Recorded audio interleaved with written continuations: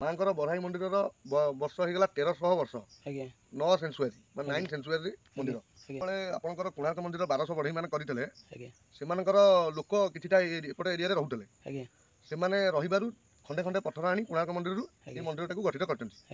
କୋଣାର୍କ ଏଇ ଯୋଉ 84 ଯୋଉ ଶାସନ ଏଇଟା ସେଇ ମାଙ୍କର ପେଟରେ ହୀରା ଥିବାରୁ ଏ ଗ୍ରାମଟା ନାଁ ହେଉଛି ହୀରାପାଟଣା। ବାମରେ ରହିଲେ 84 ଗ୍ରାମ, 84ଟା ବାମ୍ଫି ଥିବାରୁ ଏ ଗାଁଟା ନାଁ ହେଉଛି 84। ମୋ ନାଁ ହେଉଛି ଚିତ୍ତରଞ୍ଜନ ପାଣି। ମୁଁ ବାରାହି ମନ୍ଦିରଙ୍କର ପୂଜକ। ଆମର ବି 5-6 ଭାଇ ବି ଏଠି ପୂଜକ ଅଛନ୍ତି। ଆମେ ସମସ୍ତେ ଏଠି ସେବା କରିଥାଉ। ବାରାହିଙ୍କର ପେଟରେ ଗୋଟେ ହୀରା ଥିଲା। ସୂର୍ଯ୍ୟଙ୍କ କିରଣରେ ଆଲୋକିତ ହୁଏ ମନ୍ଦିର। ମନ୍ଦିର ଭିତରକୁ ଲାଇଟ୍ ଆଲାଉ ନାହିଁ। नमस्कार दर्शक बंधु, आज आम देखा नवम शताब्दी निर्मित बराही मंदिर। पुरी जिला 4 छकरू आपण मैंने माँ मंगला मंदिर काकटपुर जीवा रास्तार अमरेश्वर छक निकटरू बाम हाथी रास्तार 2 किलोमीटर गले पड़े 84 नामक गाँ। से गाँव रे 1300 वर्ष पुराणा बराही मंदिर। आसंतु आमे मंदिर देखिबा एवं मंदिर विषय किछि कथा जानिबा। एही मंदिरटी कोणार्क निर्माण करिथिबा 1200 बढ़ई मानक मध्यरु किछि बढ़ई महाराणा बढ़ई निर्माण करिसंती। कथा अछि जे कोणार्क निर्माण समय रे किछि बढ़ई महाराणा शिल्पी एठारे रहुथिले एवं सेमाने कोणार्करू खंडे खंडे पत्थर आनी ठीक अबिकल कोणार्कर कारुकार्य भली मंदिरटी प्रस्तुत करछंती, जहाँकि आपण माने ई ब्लॉग्स माध्यम देखिपारे एवं परवर्ती समय रे आपण माने जदि केतेबेले काकटपुर आसुचंती आपण माने आसी ए पुरातन मंदिरटी देखिपारे एवं माँ बराही को दर्शन करिपारे। विधर्मी कला पहाड़र आक्रमण रे मंदिर रो किछि मूर्ति एवं भग्नावशेष एठारे रही अछि भग्न अवस्था रे। एवं आ गोटे कथा हला एठारे 84टी बाम्फी थिला। आपण मन तो जानिथिबे गोटे कुआठू कुआर 10 गुण हला गोटे गोटे बाम्फी। 84टी बाम्फी थिला माने केडे सुंदर जनबसति थिबो। एठार जो आमर सेवायत अछंती चित्तरंजन पाणी वंशानुक्रमिक भावे सेवा करि आसुछंती। तांको सह भी साक्षात हेची एवं तांको तुंडरू आमे किछि कथा सुनिबा। आपण माने आसंतु देखंतु केडे सुंदर मंदिर केतेबेले आसी देखि परिबे। अबिकल कोणार्क रे जेमति सब मूर्ति कोणार्क रे जेमति सब मूर्ति निर्माण शैली सूक्ष्म छुंची मुनर काम एठार मध्य सही परि होईची। तो पूजक महाशयଙ୍କ ठरू आमे सुनिबा मंदिर केमिति निर्माण हेची।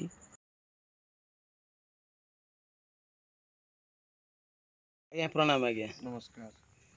आज्ञा ये हूँ बाराही मंदिर।